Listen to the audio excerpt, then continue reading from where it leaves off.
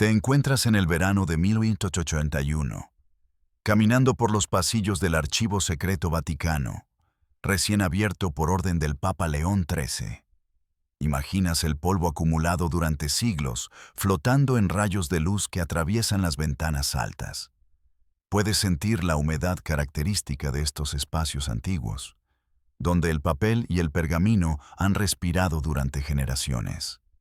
Este momento marca un punto de inflexión histórico.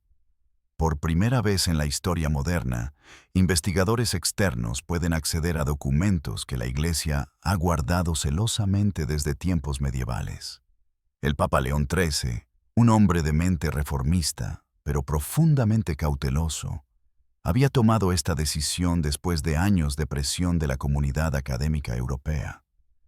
Tú observas cómo los primeros eruditos autorizados, principalmente historiadores alemanes y franceses, entran con reverencia, sus manos temblando ligeramente al tocar los primeros volúmenes. Entre ellos está el padre Franz Ehrle, un jesuita alemán que será nombrado prefecto del archivo años después. Ehrle cataloga meticulosamente cada documento, creando los primeros índices sistemáticos de una colección que nadie ha cuantificado completamente. Lo que descubres mientras observas este proceso es fascinante en su monotonía. La mayoría de los documentos son cartas administrativas, registros de impuestos eclesiásticos, disputas sobre territorios entre obispados y correspondencia diplomática rutinaria. Hay miles de páginas sobre la gestión de propiedades agrícolas, quejas sobre el comportamiento de párrocos locales y peticiones de dispensas matrimoniales. Este es el trabajo aburrido pero esencial que mantenía funcionando a la institución más antigua de Europa. Sin embargo, mientras los investigadores avanzan en su trabajo, comienzan a notar peculiaridades. Algunos catálogos medievales hacen referencia a documentos que ya no existen. En un inventario de 1327, por ejemplo, se menciona una colección de textos anteriores a la era cristiana, traídos de Alejandría. Tú lees esta línea junto con el padre Ehrle, quien simplemente anota en su cuaderno, colección perdida o reclasificada. No hay drama, no hay conspiración declarada, solo una nota al pie que sugiere que algo que una vez estuvo aquí ya no está. Te das cuenta de que la verdadera historia del Archivo Vaticano no es la de secretos explosivos guardados en bóvedas oscuras, sino la de una burocracia masiva, acumulando papel durante casi 2 milenios. Es la historia de archiveros anónimos que dedicaron sus vidas a copiar, catalogar y preservar. Es la historia de documentos que se perdieron no por conspiración, sino por incendios, inundaciones, traslados caóticos durante guerras, y el simple descuido que viene con la gestión de millones de páginas a lo largo de siglos. Mientras el verano de 1881 avanza, observas cómo se establece una rutina. Los investigadores llegan por la mañana, solicitan documentos específicos, esperan pacientemente mientras los archiveros los recuperan de estanterías laberínticas y luego pasan horas transcribiendo a mano en silencio casi absoluto. No hay computadoras, no hay fotocopias, solo plumas, tinta y una paciencia que a ti te resulta casi incomprensible desde tu perspectiva moderna. Pero hay algo más que comienza a surgir en estos primeros meses de apertura. Algunos documentos revelan que la Iglesia medieval había coleccionado activamente textos de civilizaciones anteriores. Cartas de obispos del siglo IV mencionan la adquisición de manuscritos paganos de gran antigüedad, de mercaderes que viajaban desde Mesopotamia. Un inventario de la Biblioteca Papal de 1295 lista tablillas en lengua desconocida, posiblemente caldea o anterior. Tú lees estas referencias y te preguntas, ¿Qué sabían exactamente estos obispos medievales sobre las civilizaciones que precedieron al cristianismo? El padre Earle, metódico como siempre, comienza a crear un catálogo separado de estas referencias. No lo hace con aire de descubrimiento sensacionalista, sino con la dedicación aburrida de un académico que simplemente quiere que sus registros sean completos. Sin embargo, al final de 1881, tiene una lista de más de 200 referencias a textos prediluvianos o anteriores a los patriarcas. La mayoría de estos textos ya no existen en el archivo, al menos no donde deberían estar según los catálogos antiguos. Te quedas con una pregunta mientras el año termina y los primeros investigadores regresan a sus universidades. ¿Estas ausencias son evidencia de una supresión deliberada? ¿O simplemente el resultado natural del caos de 2000 años de historia institucional? ¿Y si algunos textos fueron deliberadamente removidos? ¿Cuándo ocurrió esto? ¿Quién lo ordenó? ¿Y qué exactamente contenían estos documentos que justificaba su eliminación? La primavera de 1882 trae nuevos investigadores y con ellos, nuevos descubrimientos que complican la imagen. Tú estás presente cuando un historiador francés llamado Louis Duchesne encuentra una carta de 1229 escrita por el Papa Gregorio IX. En ella, el Papa ordena a los obispos de Tierra Santa que recojan todos los textos y artefactos de los pueblos antiguos que puedan iluminar los tiempos anteriores al diluvio. La carta es burocrática, casi aburrida en su tono, pero su implicación es fascinante. La Iglesia del siglo XIII estaba activamente buscando evidencia de civilizaciones prediluvianas. Duchesne, un sacerdote con entrenamiento riguroso en crítica histórica, no salta a conclusiones dramáticas. En cambio, Mo comienza a rastrear metódicamente qué sucedió con los materiales recolectados bajo esta orden papal. Descubre que en 1230, una caravana con 120 cajas de manuscritos y objetos de piedra llegó a Roma desde Jerusalén. Un registro de aduana papal documenta su llegada. Después de eso, las referencias se vuelven vagas. Los inventarios posteriores mencionan materiales orientales antiguos, pero sin especificar contenido o ubicación. Tú observas cómo Duchesne pasa semanas revisando cada inventario papal, desde 1830 hasta 1400, buscando cualquier rastro de estas 120 cajas. Encuentra menciones dispersas. Algunas tablillas fueron enviadas a la Universidad de París en 1287 para su traducción. Varios manuscritos fueron prestados a eruditos judíos en Roma para consultas sobre textos en hebreo arcaico o lenguas similares. Un objeto de piedra con inscripciones desconocidas fue enviado al obispo de Toledo en 1312 porque allí había traductores familiarizados con árabe y otras lenguas orientales. Lo que emerge no es una conspiración de supresión, sino una red de intercambio académico medieval. La Iglesia, lejos de esconder estos materiales, parecía estar tratando activamente de entenderlos, compartiendo copias con eruditos en toda Europa. Sin embargo, este intercambio también significó dispersión. Las 120 cajas originales se fragmentaron en miles de piezas individuales, distribuidas en docenas de instituciones, muchas de las cuales ya no existen o fueron destruidas durante conflictos posteriores. Duchesne documenta lo que puede encontrar. Un manuscrito que llegó a París fue quemado durante un incendio en 1364. Las tablillas enviadas a Toledo desaparecieron durante la Reconquista. Los textos prestados a eruditos judíos en Roma se perdieron durante las expulsiones y persecuciones de los siglos XV y XVI. La historia no es de ocultamiento deliberado, sino de pérdida gradual a través de siglos de conflicto, desastre, y el simple hecho de que nadie en ese momento consideraba estos objetos suficientemente importantes como para protegerlos especialmente. Pero tú notas algo más en las notas de Duchesne. Entre los documentos que sí logra rastrear, hay referencias a su contenido. Un memorando de 1885 describe una tablilla que narra la historia de una gran ciudad construida antes del diluvio, cuyos reyes conocían ciencias que nosotros hemos olvidado. Una carta de 1301 menciona un manuscrito que describe estructuras de piedra tan grandes que parecen obra de gigantes anteriores a Adán. Estos no son textos bíblicos, son algo diferente, algo que los eruditos medievales claramente consideraban histórico, pero problemático.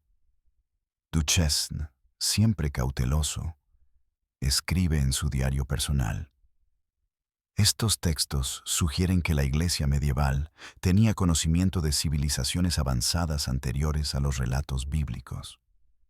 No está claro si creían que estas civilizaciones eran reales o míticas, pero el hecho de que las estudiaran seriamente indica una curiosidad intelectual que contradice la narrativa popular de supresión religiosa del conocimiento. Para 1885, Duchesne ha publicado un artículo académico titulado «Sobre la colección papal de textos orientales antiguos del siglo XIII». Es un trabajo denso, lleno de notas al pie y referencias cruzadas, que concluye que mientras la Iglesia medieval poseía materiales sobre civilizaciones prediluvianas, estos fueron dispersados y perdidos gradualmente a través de procesos históricos ordinarios, no por supresión deliberada. Sin embargo, tú observas algo que Duchesne no publica. En sus notas privadas ha marcado varias referencias que lo inquietan. En 1562, durante el Concilio de Trento, hay una orden breve del Papa Pío IV que instruye a los archiveros a reclasificar ciertos materiales antiguos que puedan causar confusión entre los fieles. No especifica qué materiales. 2 años después, un inventario muestra que una sección completa del archivo, catalogada previamente como textos anteriores a los patriarcas, ha sido removida de los catálogos públicos y movida a una sección llamada simplemente Miscelánea Reservada. Duchesne muere en 1922 sin haber explorado completamente esta línea de investigación. Pero sus notas quedan, y tú te preguntas, ¿qué exactamente fue reclasificado en 1562 y por qué? ¿Fue simplemente una reorganización administrativa? ¿O algo más deliberado? Y lo más importante, todavía existe esa miscelánea reservada. ¿Y qué contiene? Avanzas ahora hasta 1998, cuando el Papa Juan Pablo II ordena una nueva apertura del archivo, esta vez con una catalogación digital que promete hacer el material más accesible. Tú estás presente virtualmente mientras equipos de archiveros y técnicos comienzan el laborioso proceso de escanear millones de páginas. Es un trabajo que tomará décadas, pero desde el principio revela sorpresas. Un archivero italiano llamado Marco Grilli, especializado en documentos del siglo XVI, encuentra por accidente la miscelánea reservada, mencionada en las notas de Duchesne. No está en una bóveda secreta ni en una sala oculta. Está simplemente en una sección del archivo que había sido mal etiquetada en los catálogos del siglo XIX. Grilli, siguiendo procedimientos estándar, comienza a catalogar su contenido. Lo que encuentra son 143 documentos, la mayoría en latín medieval, algunos en griego, y unos pocos en lenguas que requerirán expertos para identificar. Grilli, sin fanfarria, comienza a transcribir y traducir. No está buscando sensacionalismo, simplemente está haciendo su trabajo. Pero a medida que avanza, el contenido se vuelve cada vez más intrigante. Uno de los documentos es un informe de 1564 escrito por un comité de cardenales encargados de revisar materiales antiguos. El informe es burocrático en extremo, lleno del lenguaje técnico de la administración eclesiástica. pero en su sección de conclusiones hace una recomendación clara. Ciertos textos que describen civilizaciones anteriores al Génesis deben ser preservados para estudio académico futuro, pero no deben ser puestos a disposición del público general, ya que su contenido podría ser malinterpretado por aquellos sin el entrenamiento teológico adecuado para contextualizarlos correctamente. Greeley lee esto y lo registra sin comentario dramático.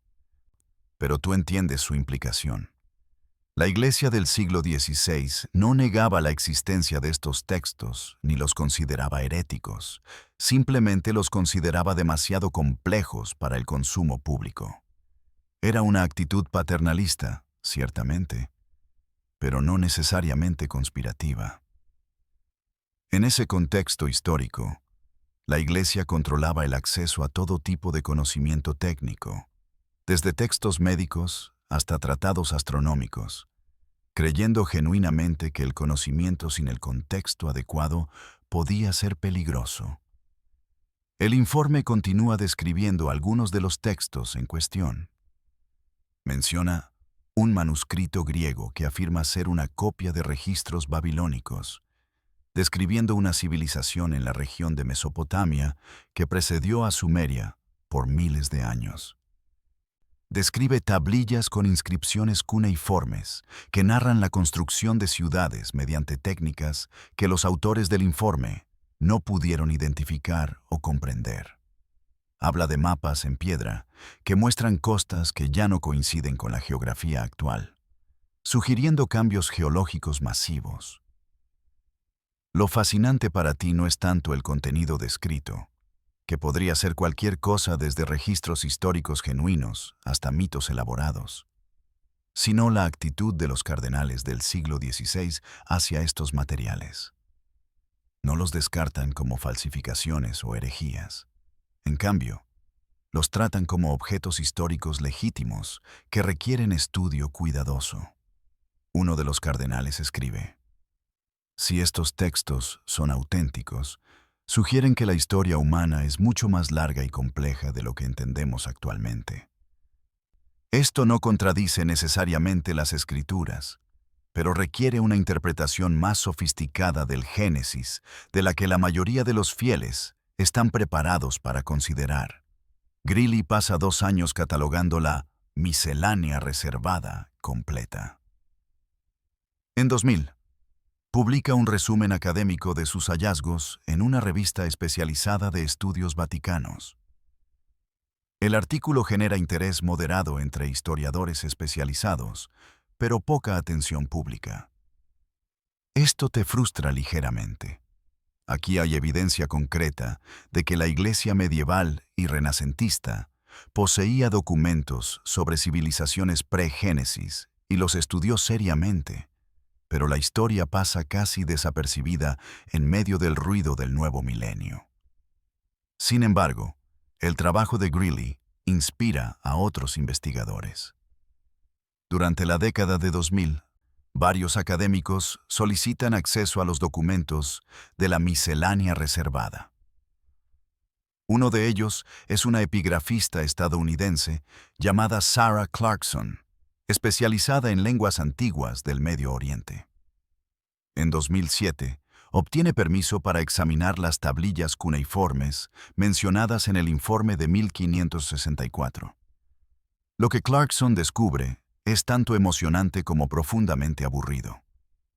Las tablillas son auténticas, datadas mediante análisis de arcilla y estilo lingüístico al período entre 2800 y 2500 a.C., haciéndolas contemporáneas o ligeramente posteriores a los primeros textos sumerios conocidos. Pero su contenido no es una revelación dramática de civilizaciones perdidas. En cambio, son principalmente registros administrativos, listas de grano almacenado, registros de transacciones comerciales, inventarios de ganado. Sin embargo, hay anomalías. Una de las tablillas menciona la ciudad de la que vinieron nuestros ancestros, ahora bajo las aguas. Otra hace referencia a conocimientos de los antiguos maestros constructores, cuyas técnicas hemos perdido. Una tercera incluye números que, cuando Clarkson los analiza, parecen ser cálculos astronómicos sorprendentemente precisos para esa época. Predicciones de eclipses solares con un margen de error de solo unas pocas horas. Clarkson publica sus hallazgos en 2009. Su conclusión es medida. Estas tablillas sugieren que incluso las civilizaciones sumerias tempranas preservaban tradiciones orales o escritas de culturas anteriores. No hay evidencia de tecnologías imposibles o conocimientos sobrenaturales, solo la sugerencia de que la historia registrada es más corta que la historia humana real.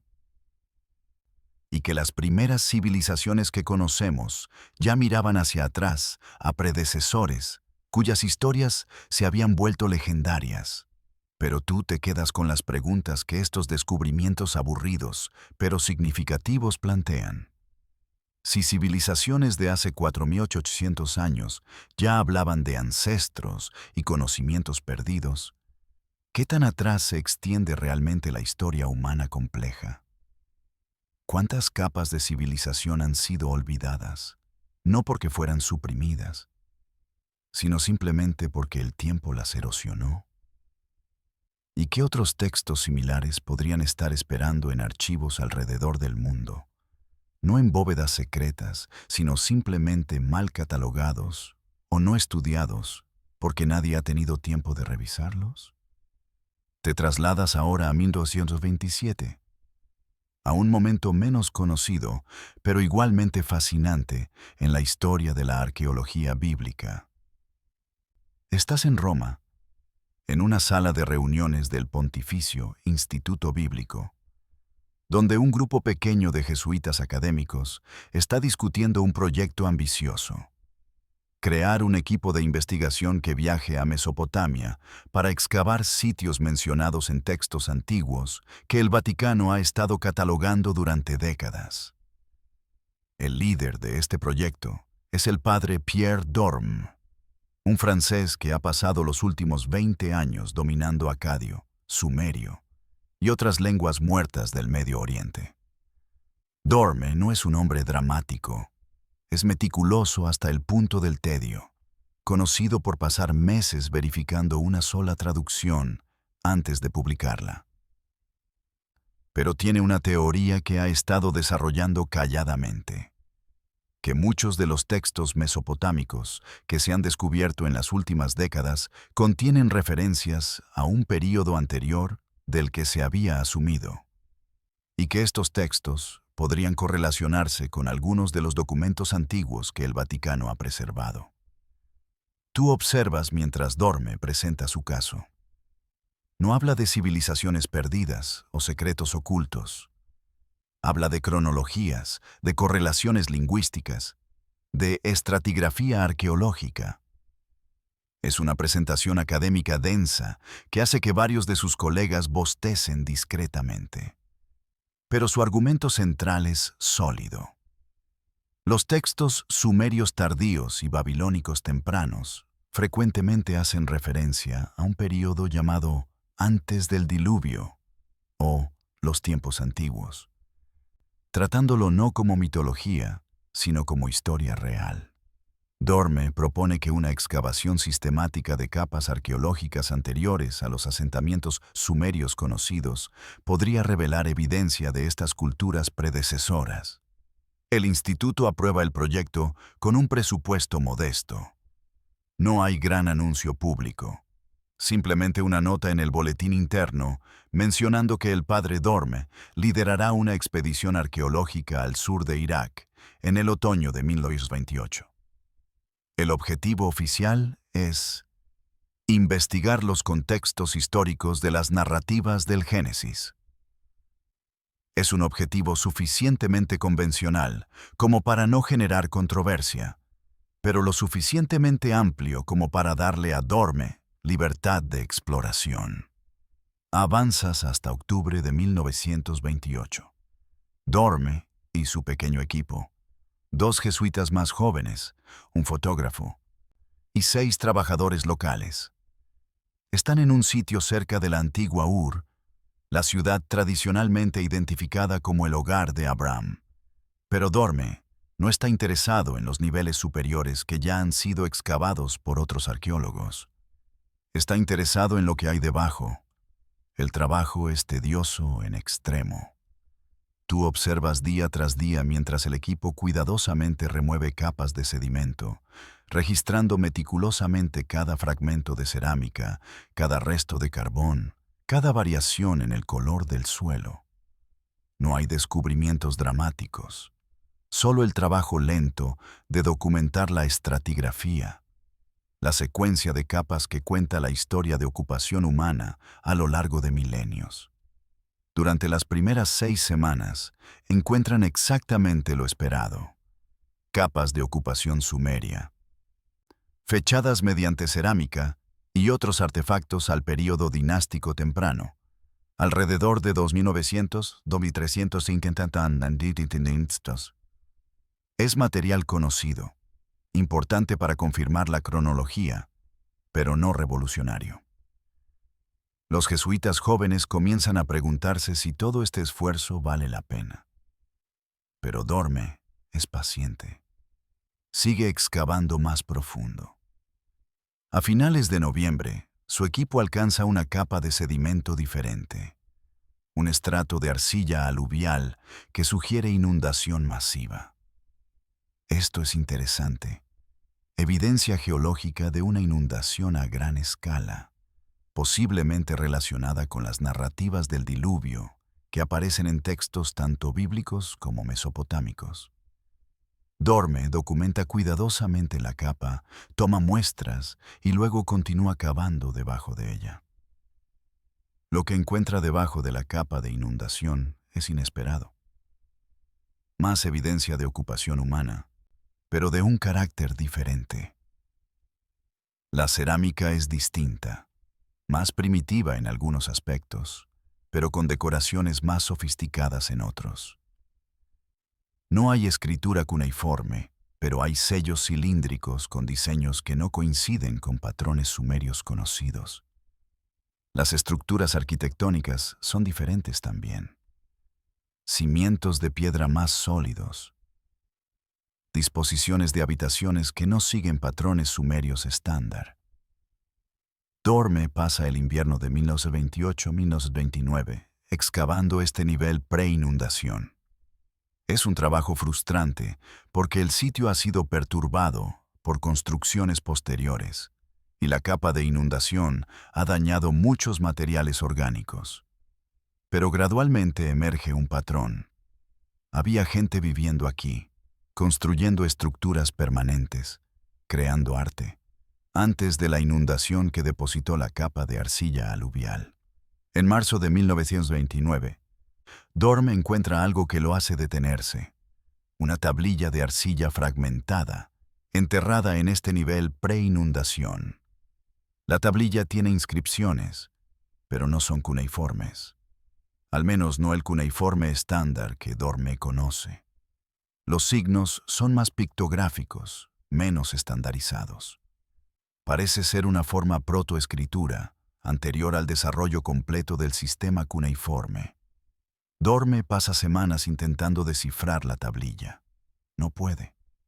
Los signos no coinciden con ningún sistema de escritura conocido, aunque algunos tienen similitudes superficiales con protocuneiforme muy temprano. Toma fotografías cuidadosas, hace dibujos detallados y empaqueta la tablilla para eventual análisis en Roma. Pero antes de partir del sitio, hace un descubrimiento más, excavando más profundo en el nivel pre-inundación. El equipo encuentra los restos de lo que parece ser un edificio grande, posiblemente un templo o edificio administrativo. Las paredes están construidas con piedra cortada en lugar de ladrillos de barro, inusual para esta región y período. Y en lo que parece haber sido el sótano o nivel de almacenamiento de este edificio, encuentran más tablillas. Hay 27 tablillas en total, todas en el mismo sistema de escritura no identificado. Algunas están rotas, otras en mejor estado. Dorme las empaqueta todas cuidadosamente, pero antes de hacerlo, nota algo. Algunas de las tablillas tienen números claramente marcados. Los símbolos numéricos son diferentes a los sumerios, pero su función es obvia. Son registros de algún tipo, probablemente administrativos. El equipo regresa a Roma en mayo de 1929. No hay conferencias de prensa, no hay titulares. Dorme simplemente entrega un informe técnico al Instituto Bíblico, describiendo la estratigrafía del sitio, los artefactos recuperados y las tablillas no descifradas. Pasa los siguientes 2 años intentando traducir las inscripciones, consultando con expertos en lingüística, comparando símbolos con otros sistemas de escritura tempranos. En 1931, Dorme publica un artículo académico modesto. Evidencia de ocupación predinástica en el sur de Mesopotamia. Resultados preliminares de la expedición de 1828-1829. El artículo es técnico, lleno de tablas de comparación cerámica y dibujos de estratigrafía. Menciona las tablillas no descifradas brevemente, notando que representan un sistema de escritura aún no identificado, posiblemente anterior al desarrollo del cuneiforme estándar. El artículo genera interés moderado entre especialistas, pero poca atención más allá. La década de 1930 está llena de otros descubrimientos arqueológicos dramáticos, y un sitio menor con cerámica no identificada y escritura que nadie puede leer no es particularmente emocionante para el público general. Dorme continúa su trabajo, pero nunca regresa a Mesopotamia.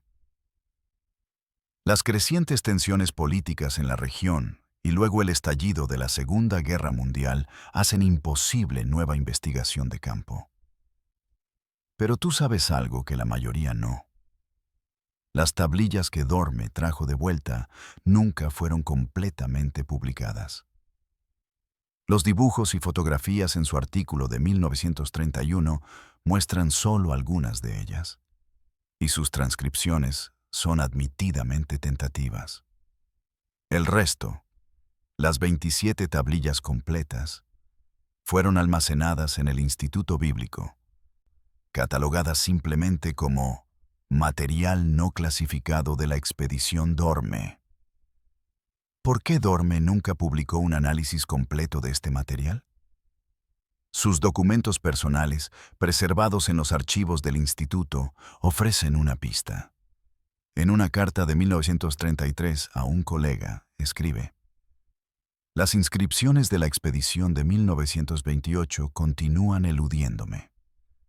He consultado con todos los expertos disponibles y ninguno puede identificar definitivamente la lengua o el sistema de escritura.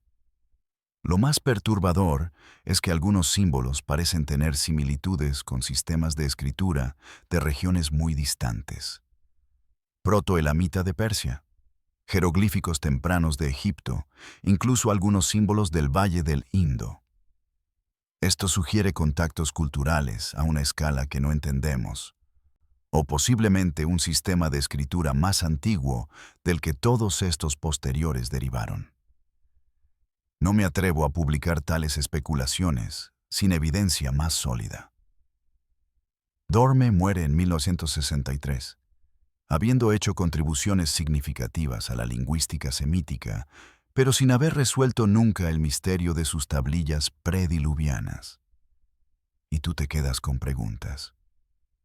¿Qué contenían exactamente esas tablillas? ¿Eran realmente de un sistema de escritura desconocido? ¿O simplemente protocuneiforme tan temprano que Dorme no pudo reconocerlo? ¿Y siguen esas tablillas en los archivos del Instituto Bíblico, esperando que alguien con herramientas modernas intente descifrarlas de nuevo?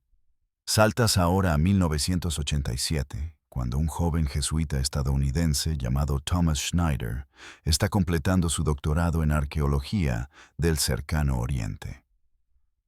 Schneider está investigando en los archivos del Instituto Bíblico para su tesis sobre cerámica predinástica cuando se tropieza, literalmente, con una caja mal etiquetada en un estante inferior. La caja está marcada simplemente Dorme, Miscelánea, 1929. Por curiosidad, Schneider abre la caja. Dentro encuentra las 27 tablillas, cada una envuelta en papel de seda, junto con las notas originales de Dorme, páginas y páginas de intentos de traducción, comparaciones lingüísticas, especulaciones cuidadosas. Schneider, cuya área de especialización es precisamente este periodo de la historia mesopotámica, inmediatamente reconoce que estas tablillas son potencialmente significativas.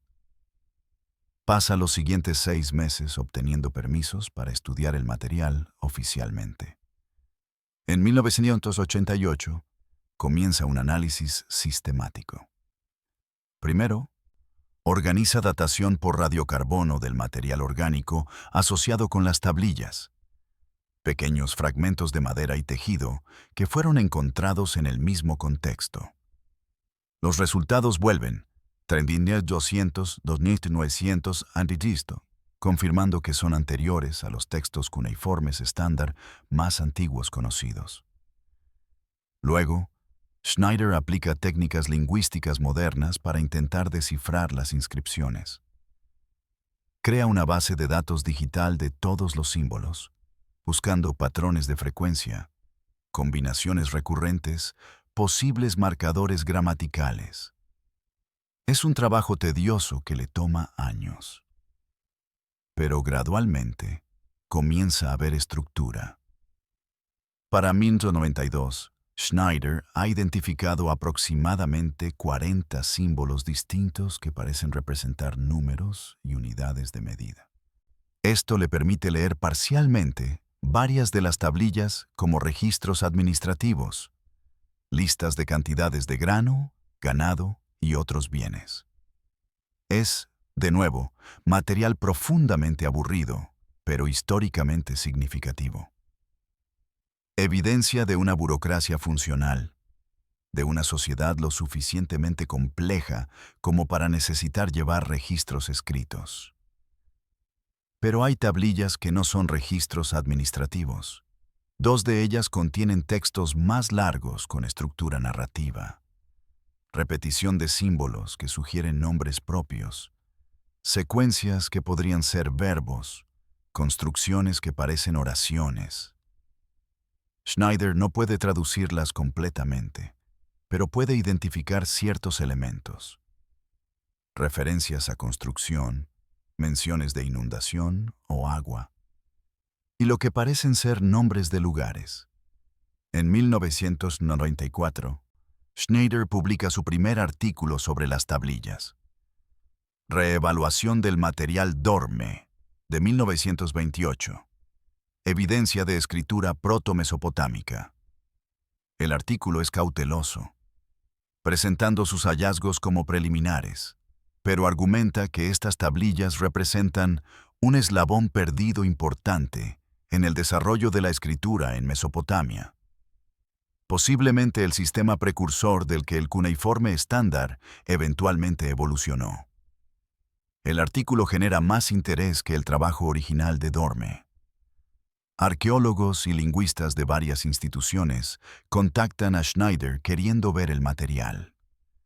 El Instituto Bíblico, reconociendo el valor del descubrimiento, organiza una pequeña conferencia en 1995 donde Schneider presenta las tablillas y sus análisis a un grupo de especialistas. Lo que emerge de esta conferencia es fascinante. Varios expertos reconocen elementos en las inscripciones que se parecen a sistemas de escritura de otras regiones. Un especialista en protoelamita nota similitudes con textos de Susa. Un egiptólogo ve paralelos con jeroglíficos prediásticos muy tempranos. Un experto en el Valle del Indo identifica símbolos que recuerdan a la escritura Harappa no descifrada. Pero esto genera más preguntas que respuestas. Si esta escritura presumeria tiene similitudes con sistemas de escritura de Persia, Egipto y el Valle del Indo, ¿qué significa eso? ¿Hubo una difusión cultural masiva que la arqueología actual no ha documentado? ¿O estos sistemas de escritura derivan todos de una fuente común más antigua aún? Quizás un sistema de símbolos que se desarrolló antes de que estas civilizaciones divergieran geográficamente. Schneider, siempre cauteloso, se resiste a especulaciones dramáticas. En lugar de eso, propone un proyecto de colaboración internacional. Un esfuerzo concertado para retornar al sitio original de Dorme y hacer excavaciones más extensas con técnicas modernas. También sugiere comparaciones sistemáticas de todos los sistemas de escritura temprana conocidos para identificar posibles relaciones. El proyecto recibe financiamiento modesto de varias instituciones académicas. En 1997, un equipo internacional regresa al sitio cerca de Ur. Usando GPR, radar de penetración terrestre, y otras tecnologías modernas, mapean el sitio antes de excavar. Lo que encuentran es que el nivel preinundación que Dorme identificó es mucho más extenso de lo que él pensaba. Se extiende por varios kilómetros, sugiriendo un asentamiento sustancial, no solo un edificio aislado. Las excavaciones de 1997-1999 recuperan más material del mismo nivel cultural. Más cerámica distintiva, más sellos cilíndricos, herramientas de piedra y metal, y crucialmente, 8 tablillas adicionales con el mismo sistema de escritura. El material es enviado para análisis y datación. Los resultados son consistentes. Todo el material fecha a alrededor de 3100-900 a.C., haciendo este asentamiento contemporáneo con los primeros períodos de Ur conocidos, pero culturalmente distinto. Schneider pasa los años 2000 a 2005 trabajando en un libro que compilará todos los hallazgos. Pero en 2004, algo inesperado sucede. Un lingüista computacional en Alemania, usando algoritmos de aprendizaje automático para analizar las inscripciones digitalizadas, logra un avance parcial. El programa identifica estructuras gramaticales que sugieren que la lengua subyacente tiene características tanto semíticas como de otra familia lingüística no identificada. Posiblemente una lengua aislada que no sobrevivió en registros posteriores. Este descubrimiento es significativo porque sugiere que el área de Mesopotamia, en este período temprano, era lingüísticamente más diversa de lo que se pensaba.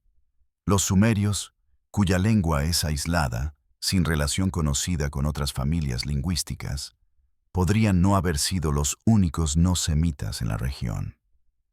Pudo haber habido otros grupos, anteriores o contemporáneos, cuyos idiomas no sobrevivieron excepto en estos textos fragmentarios. El libro de Schneider, antes de Sumeria. Nuevas evidencias de ocupación predinástica en el sur de Mesopotamia. Se publica en 2006. Es un trabajo académico denso, no diseñado para audiencias populares. Presenta todos los hallazgos meticulosamente. Admite las limitaciones del conocimiento actual y se abstiene de conclusiones dramáticas. Pero su argumento central es sólido. Había una cultura compleja en el sur de Mesopotamia antes del surgimiento de las ciudades-estado sumerias que conocemos. Una cultura con escritura, arquitectura sofisticada y una economía administrada burocráticamente. El libro recibe reseñas positivas en revistas académicas, pero poca atención pública. Esto te frustra. Aquí hay evidencia tangible de una civilización pre-sumeria, pero la historia apenas registra en la conciencia popular. Reflexionas sobre cómo los descubrimientos verdaderamente importantes a menudo son los más aburridos. No tesoros dramáticos o tecnologías imposibles, sino fragmentos de cerámica y tablillas administrativas que gradualmente reescriben nuestra comprensión de cuándo y cómo la civilización emergió. Y te quedas con una pregunta final. Si había una cultura compleja en Mesopotamia antes de Sumeria, con su propio sistema de escritura que muestra similitudes con sistemas de escritura emergentes en otras regiones distantes. ¿Sugiere esto que el desarrollo de la civilización fue un fenómeno más globalizado y más temprano de lo que actualmente entendemos? Y si es así, ¿cuántas otras culturas predecesoras están esperando ser descubiertas bajo las capas arqueológicas que aún no hemos excavado lo suficientemente profundo para alcanzar? Te encuentras ahora en 1929, en la biblioteca del Palacio Topkapi en Estambul, donde un grupo de académicos turcos está catalogando manuscritos otomanos históricos. Entre ellos está Halil Edem, director del museo, quien está revisando mapas náuticos antiguos cuando descubre algo extraordinario. Dos fragmentos de un mapa mundial elaborado por el almirante otomano Piri Reis en 1513. Los fragmentos están dibujados en piel de gacela, con una caligrafía otomana elaborada, explicando sus fuentes. Tú observas mientras Edem examina cuidadosamente los fragmentos. El mapa muestra el Océano Atlántico, la costa occidental de África, la costa oriental de Sudamérica y, curiosamente, parte de la costa norte de lo que parece ser la Antártida. Pero lo verdaderamente fascinante son las notas de Piri Reis escritas en los márgenes. El almirante explica que compiló su mapa usando 20 mapas fuente, incluyendo uno dibujado por Cristóbal Colón, y 8 mapas que databan de los tiempos de Alejandro Magno. Edem reconoce inmediatamente la importancia histórica del descubrimiento, no por las implicaciones sensacionalistas que algunos posteriormente atribuirán al mapa, sino porque representa evidencia tangible de cómo el conocimiento geográfico se transmitía y acumulaba a través de culturas y siglos. Publica el hallazgo en 1929, y los fragmentos del mapa son fotografiados y estudiados por geógrafos e historiadores. Avanzas ahora a 1931, cuando copias del mapa llegan a Europa. Un geógrafo alemán llamado Paul Kahl comienza a estudiarlas sistemáticamente. Kahl es un académico meticuloso, conocido por verificar cada fuente y evitar especulaciones. Lo que lo intriga del mapa Piri Reis no son afirmaciones extraordinarias sobre civilizaciones perdidas, sino una pregunta histórica genuina. Si Piri Reis realmente usó mapas de los tiempos de Alejandro como fuentes, ¿dónde obtuvo esos mapas? ¿Y qué tan precisos eran? Cayley comienza a rastrear la genealogía cartográfica del mapa. Contacta con bibliotecas y archivos en toda Europa, preguntando sobre colecciones de mapas antiguos, particularmente aquellos que podrían datar del período helenístico.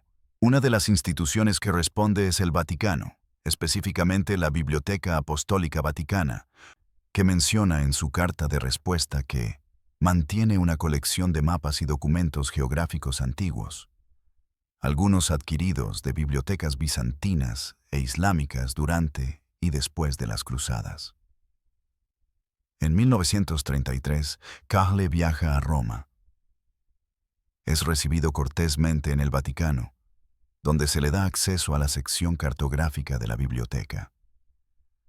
Lo que encuentra allí es menos dramático de lo que esperaba, pero históricamente fascinante. Una colección de aproximadamente 300 mapas y documentos geográficos, la mayoría datando de los períodos medieval y renacentista, pero algunos claramente más antiguos. Entre estos mapas más antiguos, Kahle identifica varios que parecen ser copias medievales de mapas romanos o griegos perdidos. Uno en particular capta su atención, un mapa en pergamino, no fechado pero basado en estilo de escritura y material estimado a ser del siglo IX o X de Cristo, que muestra el Mediterráneo y áreas circundantes con una precisión sorprendente para su supuesta época. Las notas marginales, en griego medieval, indican que este mapa es una copia de un mapa de la gran biblioteca, probablemente refiriéndose a la Biblioteca de Alejandría. Kyle pasa semanas en el Vaticano, documentando estos mapas. No encuentra nada que sugiera tecnologías imposibles o conocimientos sobrenaturales. Solo evidencia de que los geógrafos antiguos eran más competentes de lo que a menudo se les atribuye, y que el conocimiento geográfico se preservaba y transmitía a través de copias sucesivas, aunque a menudo con degradación de precisión. Pero hay una anomalía que Kyle nota y que le resulta inquietante. Uno de los mapas antiguos muestra lo que se etiqueta como tierras al oeste del Gran Océano. Las notas adjuntas, también en griego, describen estas tierras como conocidas por los navegantes fenicios, ahora olvidadas. Kyle, siendo un académico cauteloso, considera varias explicaciones. Podría ser una referencia mítica a la Atlántida. Podría ser una corrupción de relatos sobre las Azores o Canarias. O podría ser, posiblemente, evidencia de que los navegantes antiguos habían alcanzado partes de América mucho antes de Colón. Esta última posibilidad no es inherentemente absurda. Hay evidencia de que los vikingos llegaron a América del Norte alrededor del año 1022, y no es inconcebible que navegantes mediterráneos antiguos, particularmente los fenicios que eran conocidos por su habilidad náutica, pudieran haber cruzado el Atlántico accidentalmente o intencionalmente. Pero sin evidencia arqueológica más sólida de presencia mediterránea antigua en América, Kyle no puede hacer más que notar la anomalía. Kyle publica sus hallazgos en 1935 en un artículo académico titulado Mapas antiguos en la Biblioteca Vaticana. Evidencia de transmisión de conocimiento geográfico desde la antigüedad. El artículo es técnico, comparando proyecciones cartográficas, escalas y sistemas de coordenadas. Menciona brevemente el mapa con referencias a tierras al oeste, pero se abstiene de especular sobre su significado. Sin embargo, el artículo llama la atención de otros investigadores. Uno de ellos es un sacerdote jesuita y cartógrafo llamado Joseph Fisher, quien había estado estudiando la historia de la cartografía medieval europea. Fisher lee el artículo de Kyle y decide investigar más profundamente la colección vaticana. Fisher obtiene permiso para pasar el año académico de 1936-1937 en la Biblioteca Vaticana. A diferencia de Kyle, quien estaba principalmente interesado en rastrear fuentes específicas del mapa Piri Reis, Fisher quiere entender la colección completa. ¿De dónde vinieron estos mapas? ¿Cómo fueron adquiridos por el Vaticano? ¿Y qué representan en términos de transmisión de conocimiento a través de culturas? Lo que Fisher descubre, documentado meticulosamente en sus notas, es una historia compleja de adquisición. Muchos de los mapas fueron obtenidos del Imperio Bizantino después de la caída de Constantinopla en 1453. Refugiados bizantinos trajeron consigo bibliotecas completas, incluyendo mapas que habían sido copiados y recopiados durante siglos. Otros mapas fueron adquiridos de bibliotecas islámicas durante las cruzadas, a veces como botín, a veces como compra y a veces como regalos diplomáticos. Fisher también encuentra algo más, referencias en catálogos antiguos a mapas que ya no están en la colección. Un inventario de 1481 lista mapas de las tierras antes del diluvio. Una descripción tan extraña que Fisher inicialmente asume que es un error de transcripción. Pero encuentra la misma frase en un catálogo de 1523 y luego otra vez en correspondencia de 1555 entre dos bibliotecarios papales. Intrigado, Fisher comienza a rastrear qué pudo haber sucedido con estos mapas de las tierras antes del diluvio. encuentra una pista en una carta de 1562 del Papa Pío IV a un cardenal, mencionando que ciertos mapas y documentos geográficos de naturaleza incierta han sido removidos de acceso público y preservados para futura investigación en circunstancias más apropiadas. Esta carta es parte de la misma reorganización de archivos mencionada en documentos anteriores. La reclasificación de 1562, que había intrigado a investigadores como Duchenne. Fisher reporta su hallazgo a sus superiores en el Instituto Bíblico, pero es 1937, y Europa está al borde de otra guerra. No hay apetito por controversias académicas sobre mapas antiguos misteriosos. Fisher es instruido a completar su catalogación de los mapas accesibles y evitar especulaciones sobre materiales que no puede examinar. Fisher obedece, pero en sus notas personales escribe: la descripción Tierras antes del diluvio sugiere que estos mapas fueron interpretados por sus curadores medievales como representaciones de geografía prediluviana. Esto podría significar varias cosas. 1. Los mapas mostraban regiones que los medievales creían que habían sido inundadas o destruidas en el diluvio bíblico. 2. Los mapas databan de un período que los medievales consideraban prediluviano. O 3.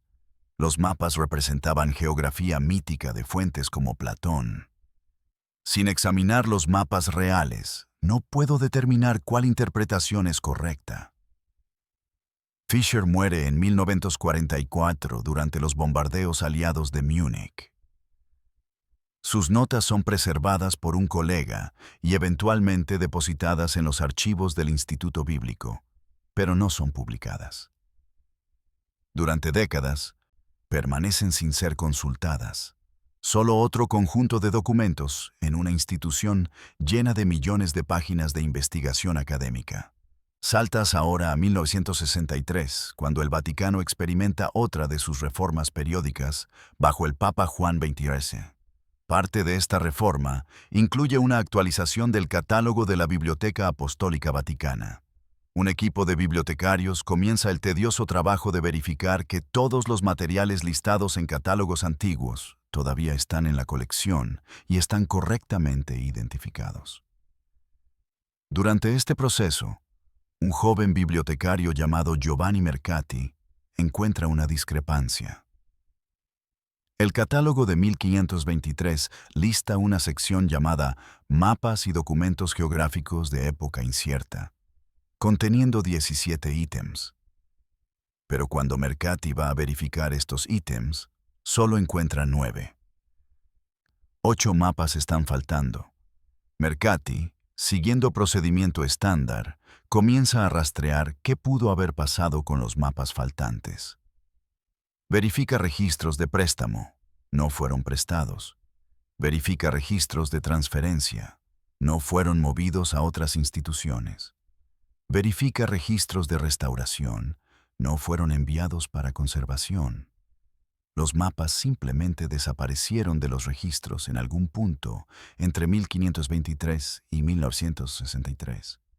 Pero luego Mercati encuentra la carta de 1562 de Pío IV que Fisher había encontrado 20 años antes. Siguiendo esta pista, Mercati descubre que los mapas no fueron destruidos ni perdidos. Fueron reclasificados y movidos a una sección separada del archivo. Una sección que había sido creada específicamente durante la reorganización de 1562 para materiales considerados de naturaleza delicada que requiere interpretación experta. Esta sección, Mercati descubre, es la misma miscelánea reservada que investigadores como Greeley explorarían décadas después. Mercati ahora necesita permiso especial para acceder a ella, permiso que toma varios meses obtener. Finalmente, en 1964 se le concede acceso. Lo que Mercati encuentra entre los 8 mapas reclasificados es, una vez más, menos dramático de lo que las leyendas posteriores sugerirían, pero históricamente fascinante. Los mapas son claramente muy antiguos. Basándose en la calidad del pergamino y el estilo de dibujo, Mercati estima que algunos podrían datar del siglo II o Teriu,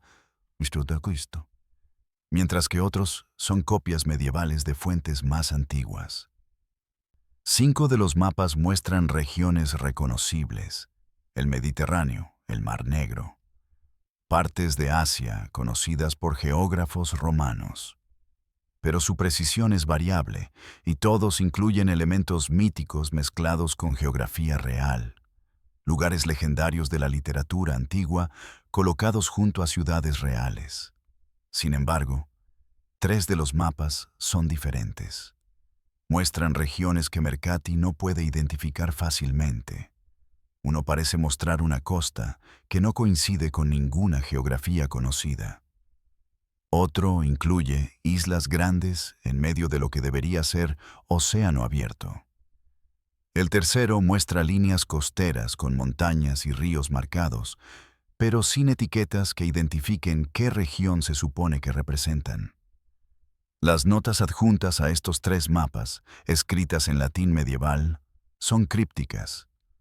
Una nota dice: copiado de un mapa fenicio de gran antigüedad, mostrando tierras que ya no existen o que han cambiado más allá del reconocimiento.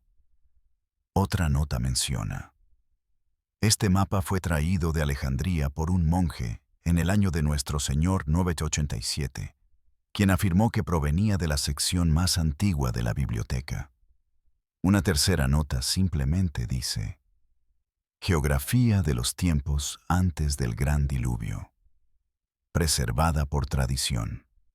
Mercati fotografía los mapas y toma notas detalladas, pero no está equipado para analizarlos adecuadamente. Es un bibliotecario, no un geógrafo o cartógrafo. Reporta su hallazgo y recomienda que expertos sean consultados. Pero es 1964, el Concilio Vaticano II está en pleno desarrollo, y hay asuntos más urgentes que mapas antiguos misteriosos. Su reporte es archivado, las fotografías son guardadas y los mapas son devueltos a la miscelánea reservada. Te quedas con múltiples preguntas. ¿Qué regiones representan realmente estos mapas no identificables? ¿Son simplemente geografía mítica, el equivalente antiguo de fantasía cartográfica? ¿O podrían representar geografía real de periodos cuando el nivel del mar era diferente? ¿Cuando islas que ya no existen estaban habitadas? ¿Cuando líneas costeras tenían formas diferentes? ¿Y por qué estos mapas específicos fueron considerados lo suficientemente sensibles en 1562 como para requerir reclasificación especial? Avanzas ahora a 1992, cuando un cartógrafo estadounidense llamado Gregory McIntosh comienza un proyecto ambicioso: comparar sistemáticamente mapas medievales y renacentistas con conocimiento geográfico moderno para entender cómo los cartógrafos antiguos conceptualizaban el mundo. Como parte de este proyecto, McIntosh solicita acceso a la colección de mapas vaticanos, habiendo leído referencias a ella en literatura académica. Después de meses de negociaciones y trámites burocráticos, McIntosh obtiene permiso para visitar el Vaticano en 1993. Se le da acceso a la colección general de mapas, pero inicialmente no a la miscelánea reservada. Sin embargo, después de presentar sus credenciales académicas y explicar su proyecto en detalle, los archiveros deciden permitirle ver también esos materiales, aunque bajo supervisión estricta y sin permiso para publicar fotografías sin aprobación previa. McIntosh pasa 3 semanas en el Vaticano en el verano de 1993, examinando cientos de mapas. Cuando finalmente se le muestran los 3 mapas no identificados que Mercati había documentado en 1964, su reacción no es de asombro místico, sino de curiosidad profesional. Usando técnicas modernas de análisis cartográfico, comienza a estudiarlos sistemáticamente. Su primera observación es que los mapas, aunque claramente antiguos, no muestran tecnología cartográfica imposible. No hay proyecciones matemáticamente sofisticadas que no deberían existir en ese período.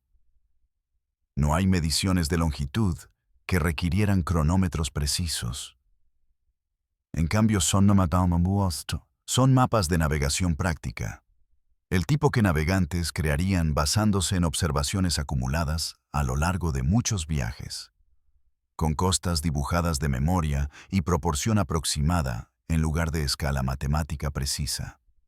Sin embargo, hay detalles intrigantes. Uno de los mapas muestra una gran isla en lo que parecería ser el Atlántico Medio. Mackintosh considera varias explicaciones. Podría ser una representación exagerada de las Azores, conocidas por navegantes portugueses medievales. Podría ser una isla mítica de literatura antigua. O, y esto es lo que encuentra más intrigante desde una perspectiva geológica, podría representar tierra que existió durante periodos de niveles marinos más bajos. Durante la última edad de hielo, que terminó alrededor de 11.700 años atrás, los niveles globales del mar eran aproximadamente 120 metros más bajos que hoy. Esto significaba que muchas áreas que ahora son plataformas continentales sumergidas eran tierra habitable. Mackintosh conoce investigaciones recientes sobre arqueología submarina que ha encontrado evidencia de asentamientos humanos en estas áreas ahora sumergidas. ¿Podría este mapa, si realmente se basa en fuentes muy antiguas, preservar memoria de geografía costera de períodos postglaciales tempranos? Es una especulación tentadora, pero Mackintosh es lo suficientemente disciplinado como para reconocer que también es altamente especulativa. Sin datación firme de cuándo se creó el mapa original, antes de las copias medievales, y sin identificación definitiva de qué región se supone que muestra, cualquier interpretación es tentativa. Mackintosh documenta los mapas meticulosamente, tomando notas detalladas sobre cada característica. Cómo se dibujaron las costas, qué símbolos se usaron para montañas y ríos, cómo se indicaron profundidades de agua. Crea reconstrucciones digitales que intentan corregir distorsiones introducidas por copistas medievales. Y luego hace algo que nadie había hecho antes. Somete los mapas a análisis informático, comparándolos con bases de datos modernas de geografía costera a diferentes niveles del mar. Los resultados, que Mackintosh publica en 1996 en un artículo académico titulado Análisis cartográfico de mapas antiguos no identificados de la colección vaticana, son intrigantes pero no concluyentes. Uno de los mapas muestra similitudes estadísticamente significativas con la geometría costera del Mediterráneo oriental si el nivel del mar fuera aproximadamente 40 metros más bajo. Una configuración que existió hace alrededor de 8.000–10.000 años. Otro mapa parece coincidir mejor con geografía actual, pero con islas adicionales que podrían corresponder a áreas ahora sumergidas de la plataforma continental. El artículo de Mackintosh es cuidadosamente matizado. Concluye que mientras los mapas son genuinamente antiguos y contienen características geográficas interesantes, no hay evidencia definitiva de que representen conocimiento de geografía de hace miles de años. ¿Podría ser coincidencia? Podría ser que los mapas fueron compuestos usando varias fuentes diferentes que se mezclaron incorrectamente. Podría ser que representan geografía mítica, que casualmente se asemeja a condiciones reales de niveles del mar más bajos. Pero Mackintosh también nota: lo que estos mapas demuestran inequívocamente es que el conocimiento geográfico era preservado y transmitido a través de muchas generaciones en el mundo antiguo y medieval. Los navegantes y geógrafos no comenzaban desde cero. Construían sobre el conocimiento acumulado de sus predecesores, incluso cuando ese conocimiento era imperfecto o mal entendido. Si algunos de esos predecesores navegaron cuando los niveles del mar eran diferentes, trazas de ese conocimiento podrían haberse preservado, degradadas pero no completamente perdidas, a través de copias sucesivas. El artículo recibe atención moderada en círculos académicos y, desafortunadamente, considerable atención en círculos de pseudoarqueología, donde es malinterpretado como evidencia de todo tipo de afirmaciones extraordinarias. Mackintosh pasa años después intentando corregir estas malinterpretaciones, enfatizando las limitaciones y especulaciones de su trabajo. Pero para ti, la historia de estos mapas plantea preguntas fascinantes sobre memoria cultural y transmisión de conocimiento. ¿Cuánto conocimiento genuino sobre geografía antigua se ha perdido porque asumimos que los mapas antiguos son puramente míticos o inexactos? ¿Cuánta información sobre niveles del mar cambiantes, líneas costeras desaparecidas y islas que ya no existen podría estar preservada en documentos cartográficos antiguos, esperando ser reconocida con herramientas modernas? Y te quedas con la pregunta más amplia. Si el Vaticano, una sola institución, tiene en sus archivos mapas que posiblemente preservan memoria de geografía de hace miles de años, ¿qué otros archivos alrededor del mundo podrían contener información similar? ¿Cuánto de lo que consideramos historia perdida podría no estar realmente perdido, sino simplemente sin ser reconocido entre millones de documentos que nadie ha tenido tiempo o herramientas para analizar completamente? Te trasladas ahora a 1978, a un momento de transición en la arqueología bíblica. Estás en Jerusalén, en el Instituto Albright de Investigación Arqueológica, donde un grupo internacional de académicos se está reuniendo para discutir un proyecto ambicioso: usar técnicas científicas modernas, datación por radiocarbono, análisis lingüístico computarizado, estudios estratigráficos avanzados, para establecer cronologías más precisas para los eventos y textos descritos en el Génesis. El proyecto, modestamente llamado Proyecto Génesis, no busca probar o refutar la historicidad bíblica. En cambio, tiene un objetivo académico más limitado: separar qué elementos de las narrativas del Génesis podrían correlacionarse con eventos históricos o arqueológicos conocidos, y qué elementos son claramente literarios o míticos. Es un esfuerzo liderado por académicos católicos y judíos, con participación de arqueólogos seculares, todos comprometidos con metodología rigurosa. Tú observas mientras el director del proyecto, un sacerdote jesuita y arqueólogo llamado Roland Murphy, presenta el plan de trabajo. Murphy no es un hombre dramático.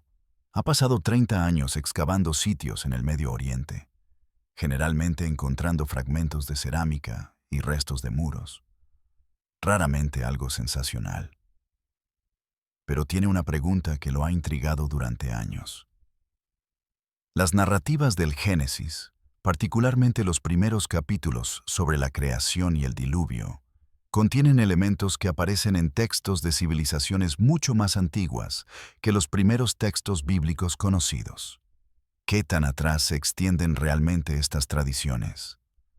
El proyecto comienza con una tarea tediosamente aburrida, pero esencial: compilar una base de datos de todos los textos conocidos del Medio Oriente que tienen cualquier relación con las narrativas del Génesis.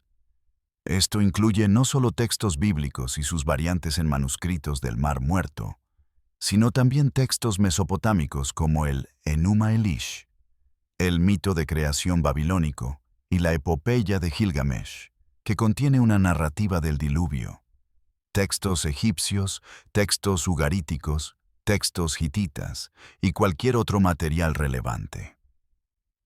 El proceso de compilación toma 2 años. Equipos de especialistas en cada cultura antigua están identificando textos relevantes, traduciendo o retraduciendo donde sea necesario, y creando transcripciones digitales que pueden ser analizadas computacionalmente. Es trabajo tedioso. La mayoría del tiempo se gasta verificando traducciones palabra por palabra, debatiendo matices de gramática antigua y asegurando que las transcripciones sean precisas.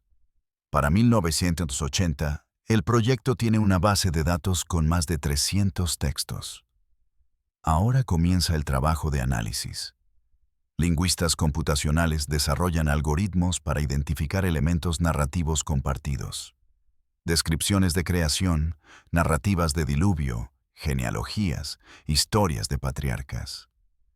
El objetivo es rastrear cómo estos elementos aparecen en diferentes culturas y períodos, buscando patrones que sugieran difusión cultural o fuentes comunes.